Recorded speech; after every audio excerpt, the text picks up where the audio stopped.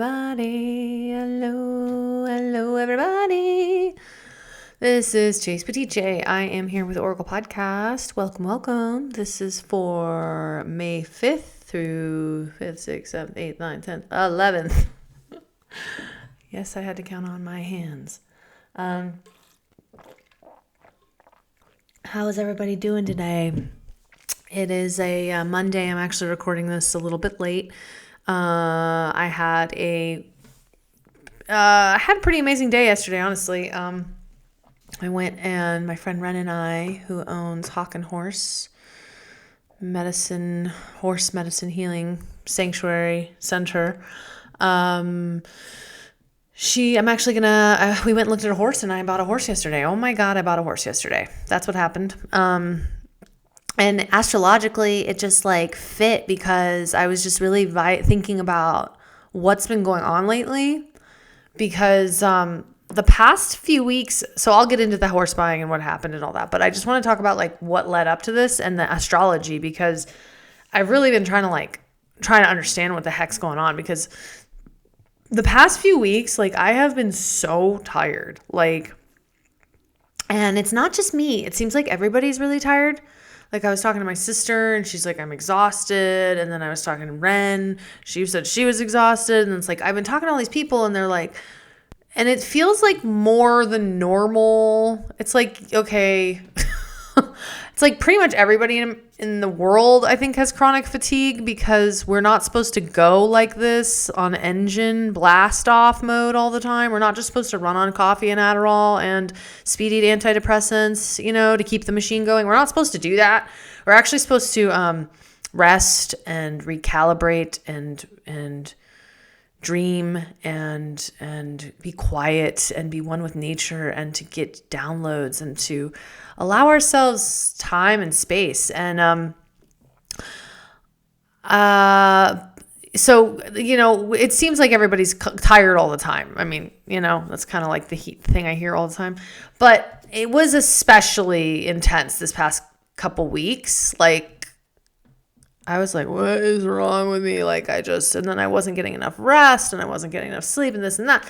Anyway, the astrology was so intense this last couple weeks. And then it was wild because yesterday, because I live out in the desert, and, it doesn't rain that much out in the desert. And this monsoon season was really weak. It was it barely rained. And when it rains in the desert, it is a true and authentic blessing from spirit. And it rained yesterday, and it's really interesting because the astrology that has been happening has been, we've had this ongoing Pluto-Mars opposition, and I talked about it last week, where we had Pluto-Mars opposing, and then we had Lilith and the Sun opposing, and it was creating this wild T-squig. It was called a fixed grand cross. It's pretty intense, actually. It's the most intense aspect in astrology, and it creates a massive amount of pressure. So I was reflecting on this, and I was thinking, man, the pressure buildup, because when you're under pressure, right? Think about it. When you're under pressure, you're just tired. It's squeezing you, right? And it's squeezing. What's pressure is it's kind of pushing something into form, pushing something into creation. It's creating enough friction, enough uncomfortability, enough exhaustion, it's pushing something out of form, pushing something new into being. Pressure, right? And you can look at it in all different ways, but that's what was going on with this damn T-square. And then with the Mars-Pluto opposition, I was thinking about it. The last time Pluto was opposing Mars was the day of the election. So it's transformational intensity. It's transformational movement, revolution, shadow, action. It's massive, man. And this last new moon And then the T-square with Lilith. Lilith's coming online. She's coming online for all of us. It's this energy of the untamed, wild feminine. Unbridled, untamed, wild feminine energy coming back online. Saying we're not going to do this anymore. That is the saying of the year.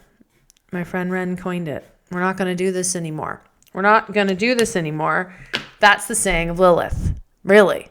That's pretty much the saying of Lilith. And she was highlighted this last week and few weeks, but it was just so wild because that tension aspect, there's nothing that is more tense or under pressure than a fixed grand cross in astrology. That's what we've been dealing with. We've also been dealing with the Pluto-Mars opposition, Pluto, the god of the underworld, transformation, death, rebirth, pressure, shadow, control, fear, Mars, the god of war, action, assertiveness, moving energy forward. The Lord, the Missy of the unbridled, divine feminine up in the mix, and the sun that illuminates all in a tension aspect.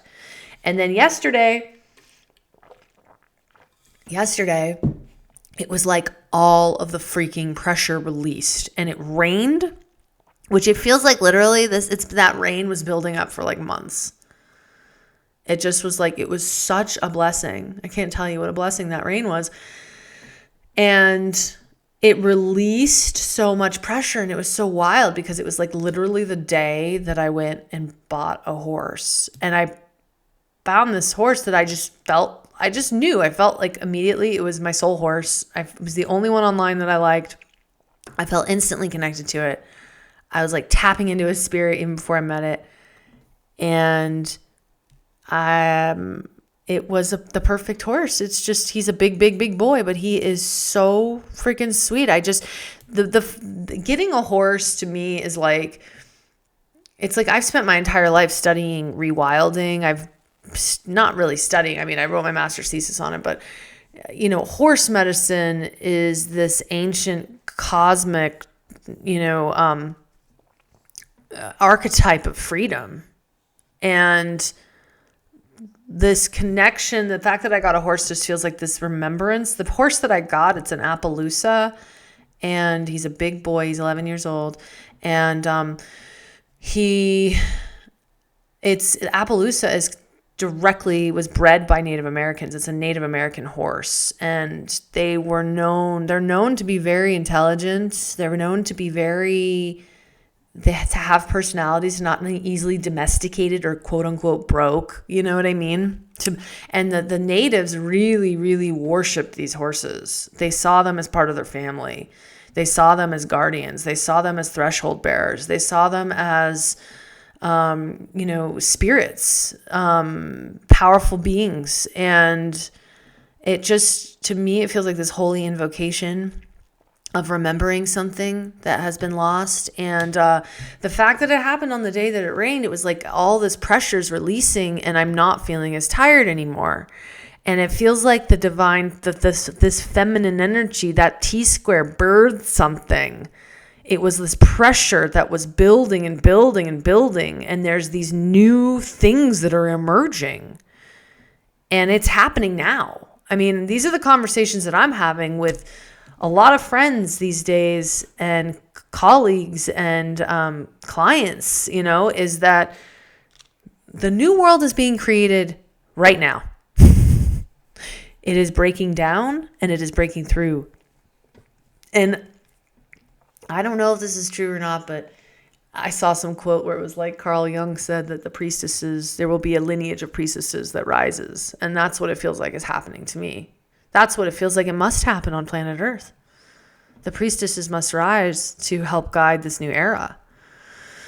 And everybody has a priestess inside of them.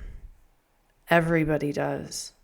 And it's just an ancient lineage that has been forgotten, one that remembers the wild spirit that lives within, that is guiding you at all times, that is non-linear, that is part of the flow, that is one with the natural world, that doesn't need to be measured or taken stock of or discussed or argued, that doesn't need to explain itself. It simply knows. It knows without having to know how it knows. And it's ultimately connected to the wild spirit of the divine. And because ultimately, right, we're part of a spiral of consciousness that is wholly emerging, that is transforming, that is outforming, that has its greatest potential. And all of us, if we can ride that current, we will outform our greatest potential. But that current is not part of the rational human designed mind. That current is beyond ourselves, and it is part of the wildness of this earth and this universe. And the wildness is the frequency that all wild things have, that they all are a part of. And that is the energy that I feel is going to save us, that is going to not save us, but help us remember, help us recalibrate, help us. The word is remember, because we have forgotten. But it's also an upgraded remembrance. That's why my favorite two words that are put together, which is what I would say I do, is based in ancient futurism. Because I do love stuff about the future, I always have. But I am obsessed with the ancients. And if you kind of like think about the pyramids and just how wild the pyramids are, and like, you know, if you've studied the pyramids of Giza at all, it's like, it's impossible how they constructed them, like it's like beyond a human hair of accuracy, and the boulders and the weight. And it's like that technology seems so futuristic, right? It's nothing that we have access to, yet it's ancient as hell. And there's just like this, man, that excites me when we can merge the technologies of the future with the power of the wild, ancient, true wisdom. There will be I think there will be a great shift in consciousness. And the futurism to me has a lot to do with just the upgraded understanding of human consciousness and how it works. And the understanding that our consciousness is in our own perception of reality, and what we focus on, it contains power, information. We are bearers of a collective dream, and we are sovereign. We are the sovereign creatures of our own domain and our own dominion. So yeah, I just wanted to like put that out there. So that also happened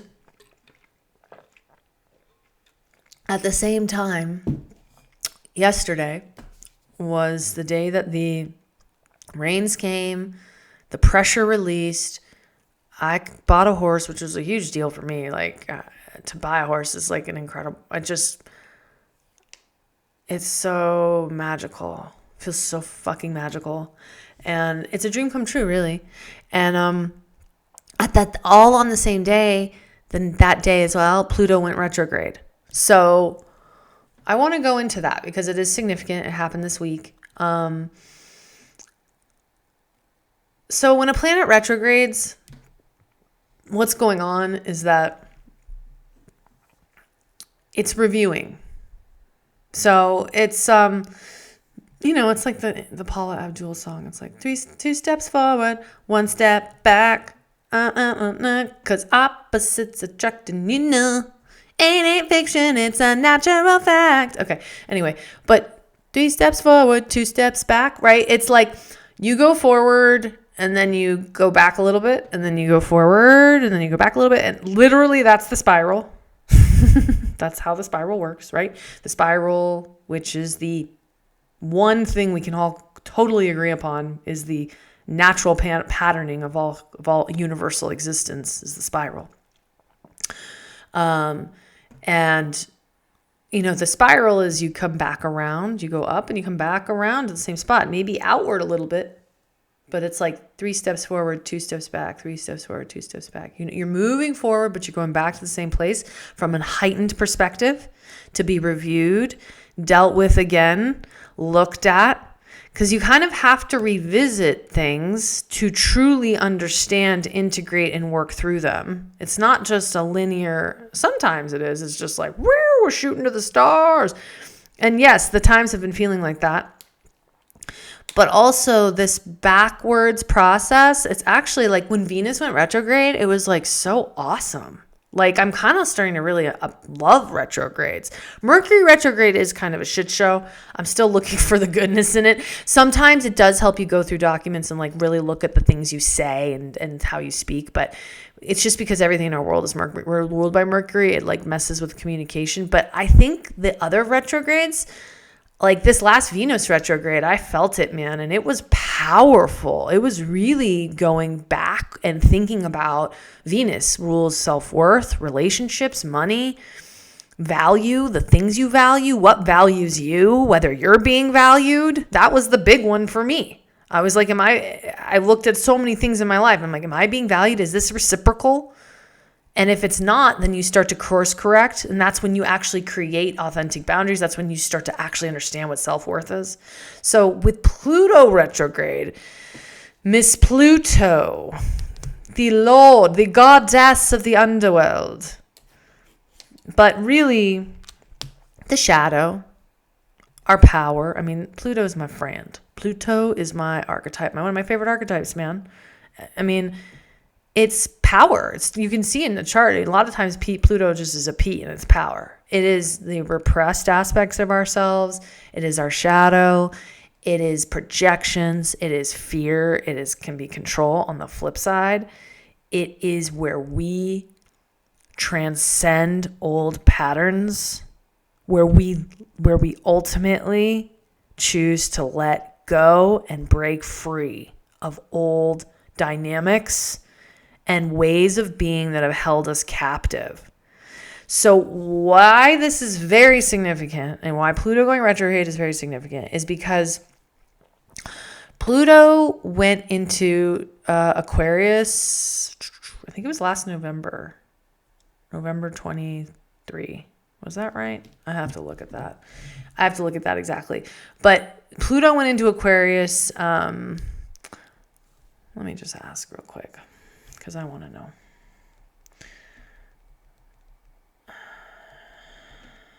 Real-time research with Miss ChatGPT.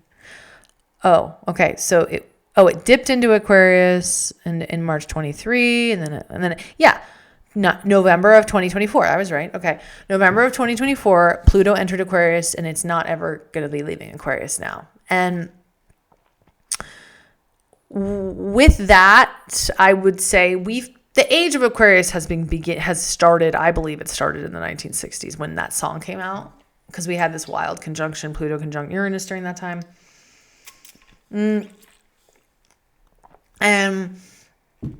But and time on planet Earth we see is really slow, but really it's not that slow at all. It's like a blip of an eye, right?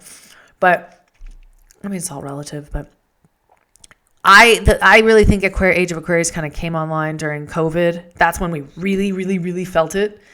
And then it cemented itself when Pluto went into Aquarius.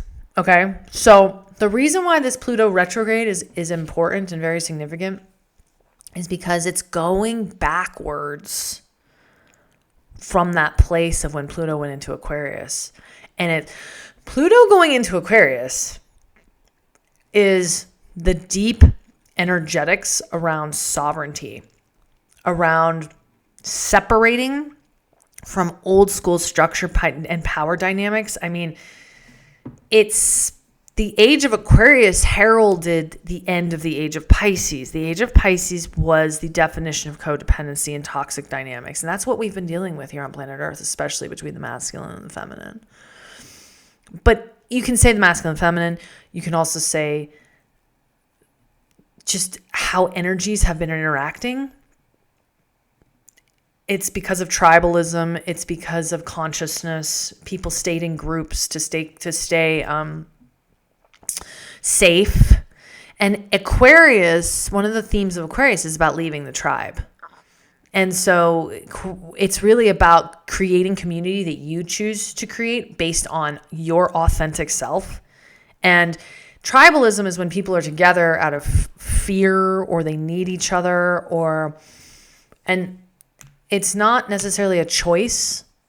And it also, a lot of tribalism actually suffocates authenticity.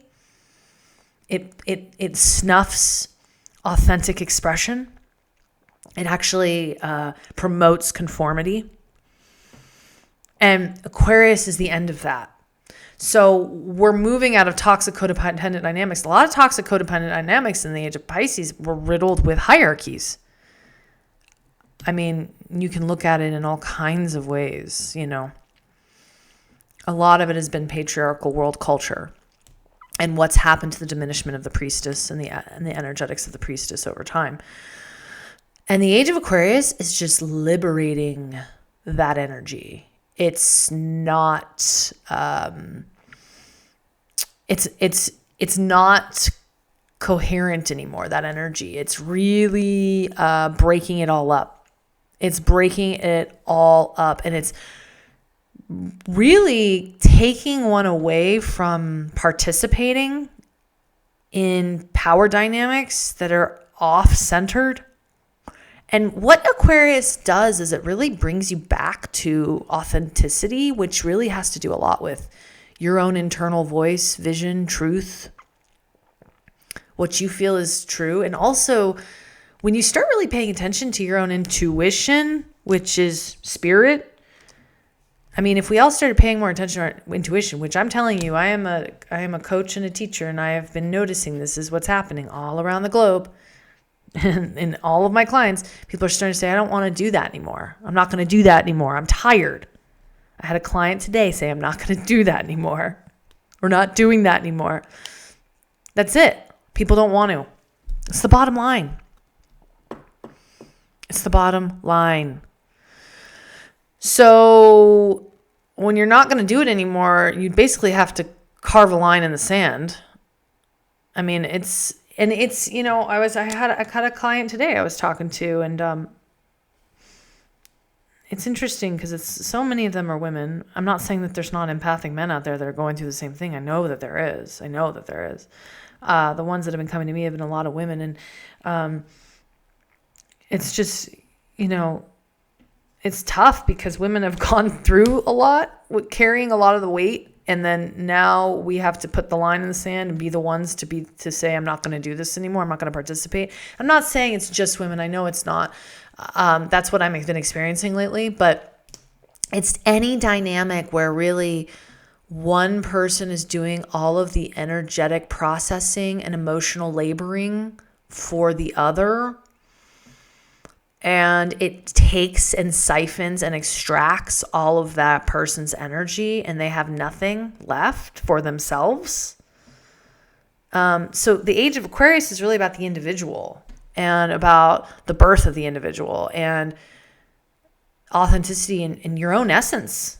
You know, I made a podcast on your raw vital essence, about your own essence, your own gifts, your own joy, what you're here to bring, your own power. It's literally just taking your energy back and saying, I'm not doing this anymore. I'm not going to participate in this dynamic anymore. I have other things I have to do that are really important. So, Pluto retrograding is going to be going back through the initial stages of kind of the cementing of this age of Aquarius. Like, we're in the very beginning of this 2,000-year cycle. We are birthing a new era right now. And right now, Pluto's going backwards, and she's going to go back over those initial birthing spots, phases. It's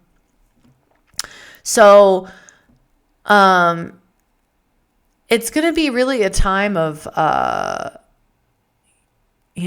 really looking at your shadow around sovereignty, where power dynamics in your life have been off, where you might be participating in certain things out of fear still.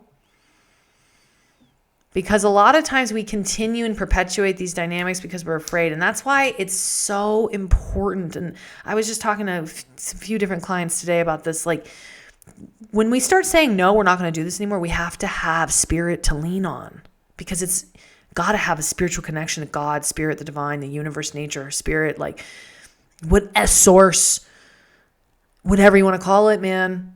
Like, that's when you start rewilding yourself and you start reconnecting with this beautiful force that lives inside of each living thing in this universe that actually is love. And you reignite that force inside of yourself. Because we've been running on shoulds programming and forced, it's called domestication. That's what it's called. Conditioning, domestication, whatever the hell you want to call it. And it's a collective nightmare. This has been a collective nightmare. We've all dreamed up together, and we can dream a new dream. And this Pluto going into Aquarius, this age of Aquarius, and now Pluto retrograding we're going to go deeper, honey. So Pluto's going over these few first degrees. We're only at 3 degrees. It's going to take her 18 years to go through the sign of Aquarius. And now she's going back. But when you go back, you're scrubbing it out. Whatever you missed the first time, you're scrubbing it out. You're cleaning out that bathroom. You're cleaning out that kitchen sink. You're scrubbing it out. Anything you missed, because you can't move forward if you're dragging anything with you. And Pluto, make friends with Pluto. People are always like, Pluto's so intense. And it's like, it's intense, but it's also like your key to liberation and also your key to ultimate power. So make friends with it. And the more honestly you can look at your life and start to really, really be just honest about what works and what's not working, and putting lines in the sand and standing up for your own energy, the faster you will ascend. It's the art of letting go. Pluto rules letting go. That's why ultimately it is the sign of power, regeneration, and the Phoenix archetype and rebirth. Because there's no greater power in this universe than the power of letting go. There's no greater power in this universe than the power of letting go. And this can look like so many things, you guys. I mean, identities. That's why it takes a lot of humility. It does. You have to crack your ego open. It's ego death. It's another round of ego death. Hello, ego death. I'm just like, bring it.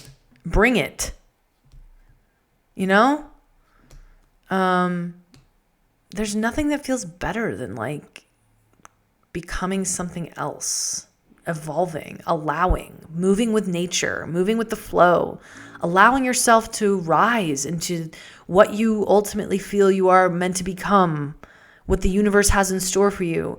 So many of us block ourselves from that. We hold ourselves back. We are afraid. We're afraid of our power. This is the conversation I've been having with so many clients, because I realize this about myself. I mean, I'm a very powerful woman. I'm sure anybody listening to this, you are a very powerful being.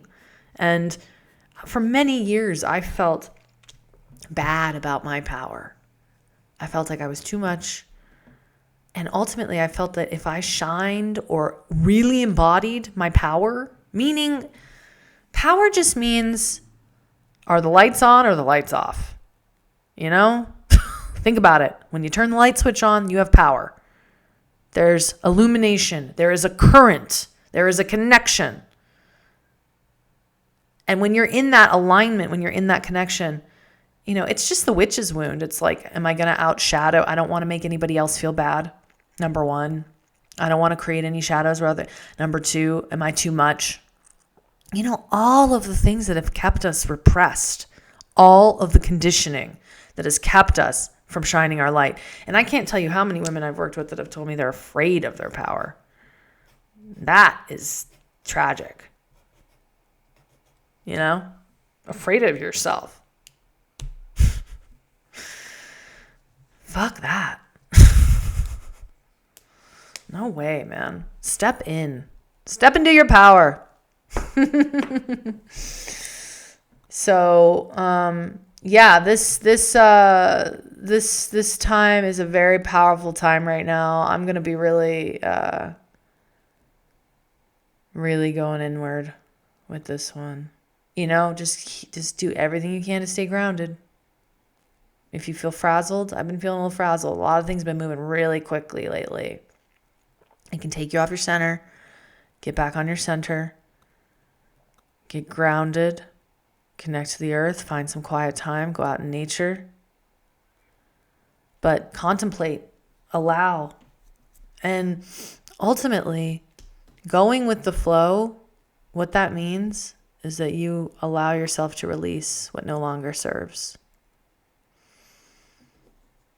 And it's okay to let go.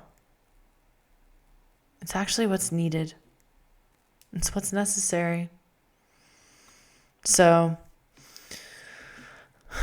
you can do it. You can do it. What else we got here? Where are we at? How long is this episode today? Oh, okay. It's fairly long. The other piece that's going to be happening this week is that we're just, because Chiron's in Aries, and we're going to be starting, now we got Mercury moving into Aries, and we got Venus is now in Aries.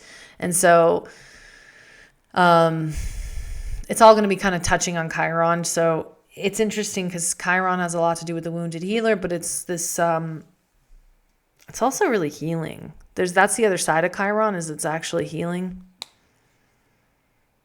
It's to heal, ultimately to heal. And it's in Aries, so it has to do with this energy around asserting yourself and the pain of that, but the freedom of that. A lot of people who are attracted to my work are empaths. Empaths have traditionally had a hard time inserting themselves in the old paradigm. In this new paradigm, I think this is our time. This is our time to shine.